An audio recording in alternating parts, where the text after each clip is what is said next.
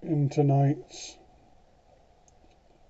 Gospel from today, the Gospel of the day, from John 13, you get that heartbreaking moment where Judas, in what is normally a moment of intimacy and love, dips his bread in the oil,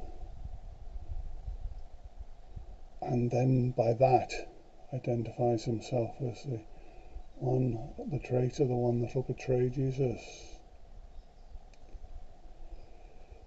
And he then leaves the room, leaves their fellowship effectively, leaves a loving family of people that he's had, and he goes out, and in that heartbreaking simple phrase, it is night, or night had fallen.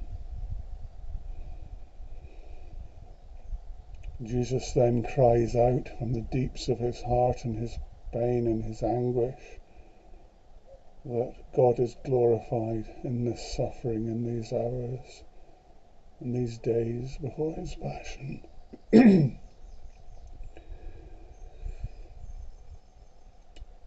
And then ends by saying, well, where I'm going you cannot go.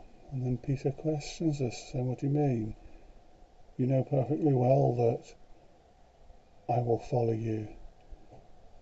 And Jesus says, well, you can't go now, but you can go later. And Peter then objects, saying, you know I'd die for you. Die for me, die with me, says Jesus.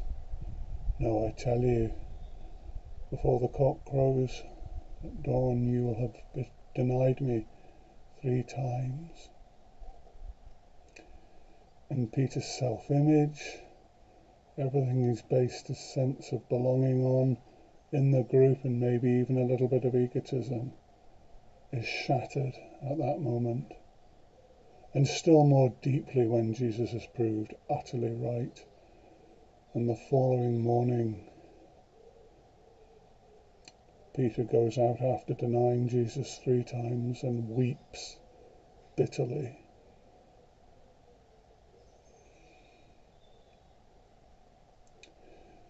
And there is in this passage from the Gospel, the Passion Gospel of John, a sense that a double tragedy among his Jugend, his supporters, his disciples, is happening. The tragedy of betrayal and the tragedy that is to come of denial. Who knows what is gathered up in God's mercy? Because we're not our own judges. The only judge is the beloved one.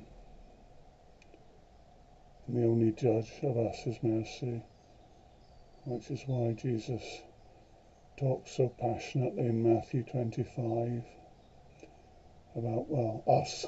Did we visit the hungry? Did we feed the hungry? Did we clothe the naked? Did we welcome the strangers? And perhaps in response to those denials or betrayals, we go outside and as night falls, as it does here over the River Severn and the Wye, and weep bitterly.